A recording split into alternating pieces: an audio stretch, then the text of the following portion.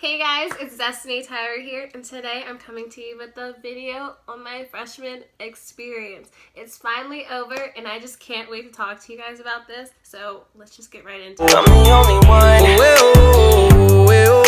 the one. I'm the only one. So studying for me was actually really hard in college. It gave me a rude awakening, and I was like, oh my god, this is about to be the worst year of my life. And that's just because when I studied in high school, they would give us notes, and you would just read what's on the notes, and it would be exactly the same on the test. So I was like, okay, college is going to be like that too. No, it's not like that at all. You get information, and half the time it's on a 60-point PowerPoint. I'm like, why is there 60 pages on this PowerPoint? But it has so much information, and they expect you to know all of it. And for me, that just wasn't happening every semester. But yeah, so it really takes dedication to study. You have to know how to study and what ways work for you. But besides studying, waking up for my class was also a huge struggle of mine. I was just struggling first semester. I'll just tell you that. It was so bad. But I had an 8 a.m. and for some odd reason, waking up for my 8 a.m. in college was way worse than waking up at 6:30 in the morning to go to high school. I think it's more the fact that your bed is right there on campus, so you could literally choose whether you wanted to go to school or not. It sucked, but you need to go because attendance is important. You need it. You need those attendance grades because they save you, I promise. I got back my attendance grade for bio, and I was like, oh my god, I missed that many days. Wow. And that was like a clear 100, just thrown out the window. But it happens, and you learn, I promise. But yeah, so you need to find the motivation to get up for your classes because you really need those attendance grades. But besides schoolwork and getting up, you also have fun. Don't get me wrong. For Hampton, that's where I go. You have like homecomings and spring fest, and they have like Hollands every weekend, and it just gets you more involved in campus life, and you get to meet more people, and that's kind of what campus life is about. It's about meeting more people, being surrounded by different people that you've never seen on a daily basis. So that's for that. But however, if you want to go somewhere, it's hard to do that, especially if you're a freshman, just because at most colleges they don't allow you to have your car first semester or second or third or fourth. You kind of have to wait till you're a junior, whatever. But kind of salty, but it's okay. At least at Hampton you have to wait till you're a junior, but people find ways, just saying. But anyways, so yeah, it's hard getting around on campus your freshman year just because you don't have a car, so you have to hit up Uber, and most of the time first semester I'd be like, hey, you don't have an Uber account? Let's make you one. Let's get a free ride so I can get a free ride. And that's how it was first semester. Like, we would literally like mooch off of each other trying to be like, oh, you don't have an account? Okay, cool. And like, we would just always be getting free rides. So that's what we did. It was a struggle, honestly, just because at the end of the day, like, you always had to find an Uber or a Lyft or something to get you around, and it was just inconvenient because you just wanted to be like, I want to get in my car. Second semester was kind of easier just because my friend, however, got her car on campus. But it was just easier for us to get around, and then they started doing shuttles, and it was just, I just was like, why can't you do this at the beginning of the year? I don't understand why. But besides Ubers and everything like that, that's pretty much it for campus life. So my second topic is roommates. Right before freshman year started, Hampton gave us a paper asking us whether we wanted to do random selection or to pick our own roommates. I only knew 2 girls from my school, but I wanted to do random selection anyways because I wanted to get to know different people. Right before I was supposed to move in, 3 days before actually, my room was switched. I had a different room and I had a different roommate. I had spent all summer trying to find my first roommate, and I was like, oh my god, now I gotta start all over again. And I ended up not even finding my second roommate either. But I walked in to the room first. I'll start with the room. I walked in and I was like, oh my god, because I ended up getting the biggest room on our hallway, and I tell you, I was so blessed. I was like, I am blessed. I'm thankful. Thank you. Like, thank you for looking out for me. Like, I was so happy. My room is so big. It's bigger than the one I have right now, but it's fine. I'll get used to it again. It takes some time. But I had the biggest room, and it was amazing. And then my roommate, she was also amazing. She was the bomb. I met her, and we started to actually like get to know each other. That's something that you do have to learn when you are in college, when you have a roommate. Like, you have to get to know that person, understand like how they are and like what they do, like their sleeping habits, because we all have weird sleeping habits.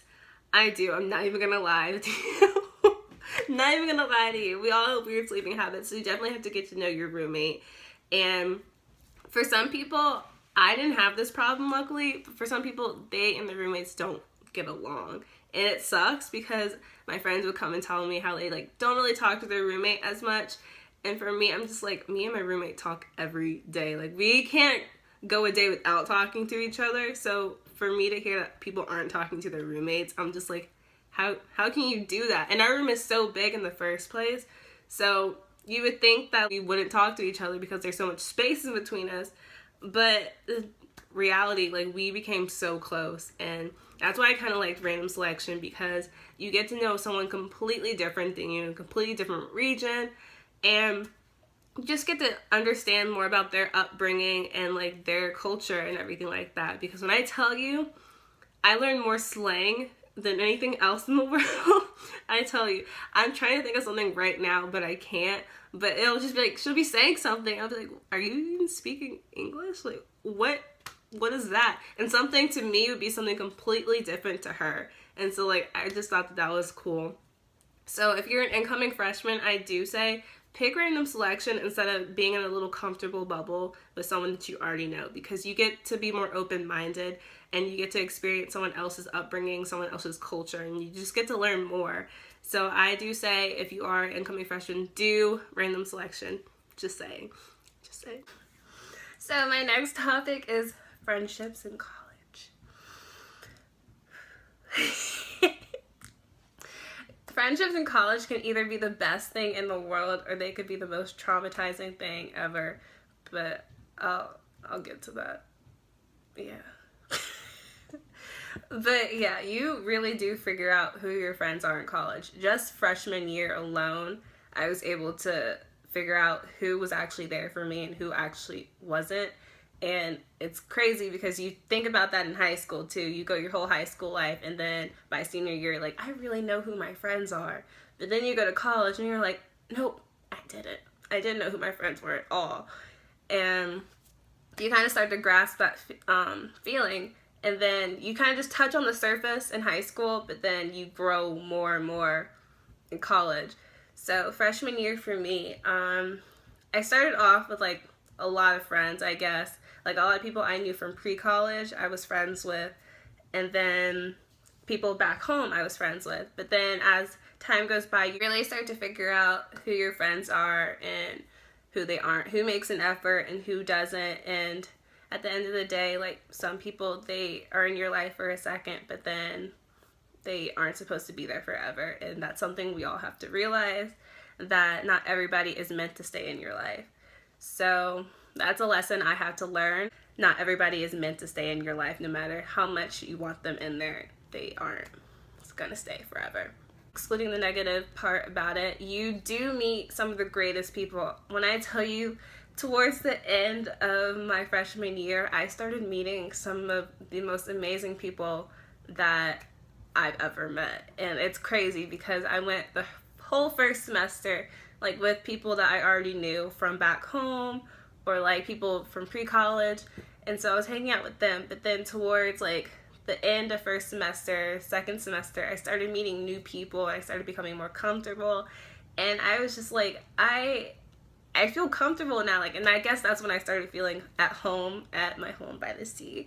But corny, I know. But I started feeling at home because I was like, I'm actually comfortable. I'm actually able to go up to someone and talk to them and feel normal, I guess. And so you do start to meet people that have the same interests as you, as well as people who don't, but for some odd reason they just kind of catch your eye, and you're just like, I want to get to know you. And so that's weird, but at the same time in college, like, that's what it's about. It's about getting to know new people that you haven't been surrounded by your whole entire life. So all the people that I met this year are just amazing, and I hope I continue to be friends with them for years come, because they are just amazing and they just make my life better. They make me better as a person. So that's really what I have to say about friendship. Oh my god, I don't want to talk about this. Relationships in college. Well, I wasn't in a relationship freshman year. I will say I was hooked on someone for like a hot minute. I don't want to boost their head, but I was hooked on someone for a minute, and I thought it was kind of like the end all be all, I guess. I don't know. I was trying to make something work that wasn't going to work. but yeah, and so what I realized from relationships in college, just with that, is that like, you may be hurting now, but it's not gonna last forever. It's not. And that's something that I really had to learn, because I'm the type of person that will hold on to that feeling and will be like, it's gonna last, like, I'm gonna feel this way forever. But like I said, towards the end of the semester, I just became more comfortable and was open to more things, because I kind of let that feeling go of always being sad and always thinking that nothing is gonna change. And then I finally started to realize, like, hey, like, my life is moving on. That person's moving on. I'm moving on. Like, we're going in two different directions. It's a good direction, though. We're both growing. And that's what I needed to do. I needed to grow from the situation and not be stuck in the situation and relive it over and over again. So that's what I learned at the beginning of the year about relationships. But also what I did learn about relationships, you have to take chances. That is something that I have always strongly agreed with, but have never done in my life. I believe in taking chances. You need to. It only makes you stronger. It makes you grow as a person, and it makes you stronger. It makes you more confident, and you just need to take chances in life. And so I have yet to take my chances, but I'm telling the world they need to take their chance, because if you really like someone, then you need to go for it, because you're not always going to have that opportunity to tell them. So when you do, you need to tell them that you like them, or not even that you like them, but like, hey, you're cute, or like, I have a crush on you. That's what you need to do. So I've learned that a lot, and a lot of my friends have learned that too. Like, we've all had that moment where we're like, we need to shoot our shot, but none of us shoot our shot, and we're all just like, girl, you need to go shoot your shot. But we're over here too saying, no, I'm not gonna shoot my shot. But yeah, so that's how it was in my friend group. We all tried to motivate each other, but none of us wanted to motivate ourselves. But that's what it was like. So yeah, for what I've learned so far with love is that you will get heartbroken. It's just gonna happen. So if you are in a relationship in college, like, I'm not saying it's not gonna work out, because I am a firm believer in love. I love love. I am a hopeless romantic, and I believe that it's going to happen for everybody. So you are going to get heartbroken, but you're eventually going to find the person you're supposed to be. Now I've told you the key lessons of what I've learned in college. Now I'm just going to give you, like, advice, I guess. Advice and lessons that I've learned just in general. So first, I will just say that you do honestly realize who you are in college. It's crazy. It's really crazy to think about that you've changed more in 1 year than you have the past 4 years of high school. And that's mind-blowing, because you would think in high school, like, by senior year, like, I've actually changed. Like, I'm different. And then you get to college and you just find yourself in a way. Not saying that you don't completely find yourself, but like, you start to develop like a more open mind, and you're just different. You're starting to rediscover yourself, and it's kind of awesome. It's honestly awesome. So you rediscover yourself. That's the first lesson I've learned. Next lesson I learned is that I just became more confident with myself. I like to say this is the 3 C's, so I have 3 different categories. I have confident, which means like I just became more confident with myself. I was able to do more because I was more open, and I was proud of myself actually, because like I'm just like, I can do this, like no one can tell me anything. I can make a YouTube channel, it's whatever. Like, yeah, and I promise you, I wouldn't have done this a few years ago. Not even a few, just last year. I would have been so scared, but now like I'm more open and I'm not as shy as I used to be, which is amazing to me because I used to be the most shyest person, and I still am, don't get me wrong. There's some people that I can't talk to, like I'm just so shy, but I am more confident around most people. I'll say that.